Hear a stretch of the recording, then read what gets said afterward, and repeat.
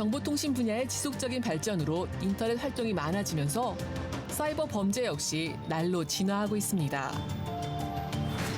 피해자의 정보를 갈취해 탈출할 수 없는 늪에 가두는 사이버 성범죄도 빼놓을 수 없는데요. 하지만 온라인이라는 특성상 가해자 검거가 어려운 상황. 더 큰 문제는 피해 영상이 무작위로 퍼져나갈 수 있다는 점입니다. 최근 가해자 검거는 물론 영상 유포를 막는 기술을 개발한 기업이 있어 화제인데요. 빠르게 변화하는 사이버 범죄. 이를 해결할 수 있는 기술력에 대한 이야기 나눠봅니다. 네, 오늘은 진화하고 있는 사이버 범죄의 유형과 이를 해결할 수 있는 기술력에 대한 이야기 나눠보겠습니다. 김준혁 대표님 모셨는데요. 안녕하세요. 안녕하세요. 예, 어서 오십시오. 최근에 사이버 범죄와 관련된 기사가 줄지어서 보도가 되고 있습니다. 기업 웹사이트 해킹 사건이나 한 대학의 채팅방 사이버 성범죄 사건 등 이 디지털 기술을 이용한 범죄가 증가하고 있다고요. 네, 말씀하신 것처럼 정보통신 관련 기술이 빠르게 발전하면서 그와 동시에 다양한 기술을 이용한 범죄 역시 급증하고 있는 추세입니다. 실제로 경찰청이 발표한 사이버 범죄 발생 추이를 살펴보면 2019년을 기점으로 빠르게 증가하는 것을 확인할 수 있습니다. 예. 인터넷의 발전 속도와 비례하게 범죄 발생이 늘어나고 있다는 것이죠. 최근엔 또 그 수법이 굉장히 교묘해지고 있다면서요? 네, 맞습니다. 굉장히 고도화진화되고 있다는 말씀을 드릴 수 있는데요. 그 대표적인 사례가 보이스피싱입니다. 과거에는 대출 문자, 경찰청 등을 사칭한 정부기관을 사칭한 다소 단순한 수법을 활용했다면 현재는 AI 기술을 이용해서 지인들의 목소리를 위변조하는 경우까지 발견되고 있습니다. 예. 이 딥페이크 같은 이 합성 프로그램을 사용해서 내 가족의 목소리로 전화를 건다고 하던데 상상만 해도 끔찍하더라고요. 더 큰 문제는 또 성범죄로까지 이어지고 있다고요? 네, 이른바 몸캠 피싱이라는 사이버 성범죄가 급증하고 있는데요.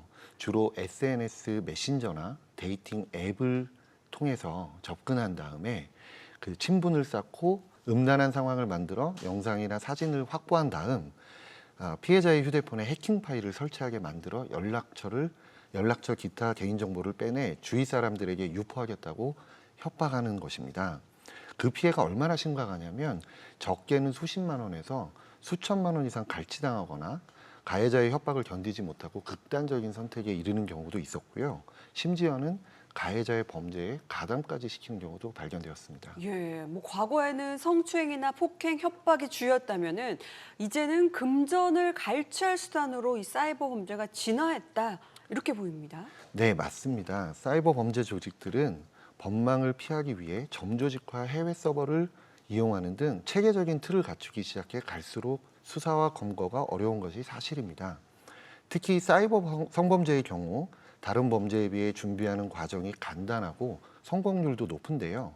실제로 2018년 1,315명에서 2023년 8,983명으로 피해자가 급증하고 있는 반면 검거율은 오히려 낮아지는 추세를 보이고 있습니다. 예. 이 가해자가 온라인에서 활동하기 때문에 용의자를 특정하고 검거하는 게 쉽지 않을 것 같거든요. 네. 어떻습니까? 저희는 사이버 보안 및 사이버 성범죄 솔루션을 제공하는 기업인데요. 이러한 기술력을 바탕으로 수사기관과 공조를 통해 검거를 지원하고 기술을 업그레이드하고 있습니다. 그만큼 검거율도 높아지고 있다는 거죠.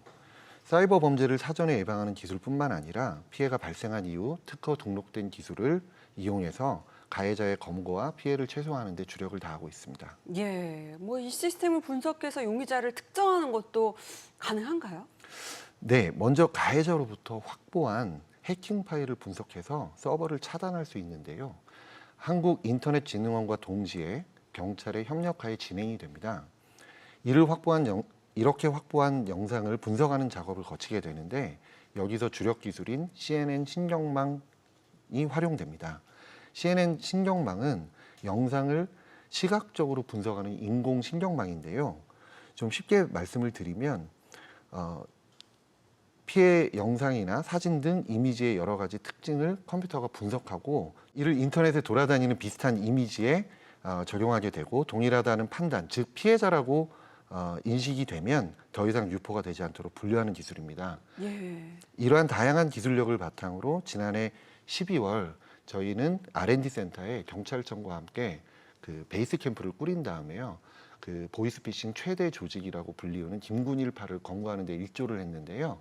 김군일파의 IP를 추적을 한 다음에 중국 현지의 위치를 파악해서 실제로 우리 경찰이 인터폴과 공조 수사를 통해서 검거하는 데 저희가 일조한 바도 있습니다. 예, 그 피해 규모가 좀 상당히 컸던 조직이라면서요? 맞습니다. 그 전체 피해 규모를 보면 최대 1조 원 정도로 추정이 되고 있고요. 네. 좀 안타까운 얘기지만 피해자가 그 극단적인 선택을 한 분이 5분 정도 되는 걸로 알고 있습니다. 아, 참 피해도 많이 끼치고 어쨌든 검거가 됐다니까 참 다행입니다. 네. 이 사실 성범죄의 경우는 또 2차 피해에 대한 우려가 높잖아요.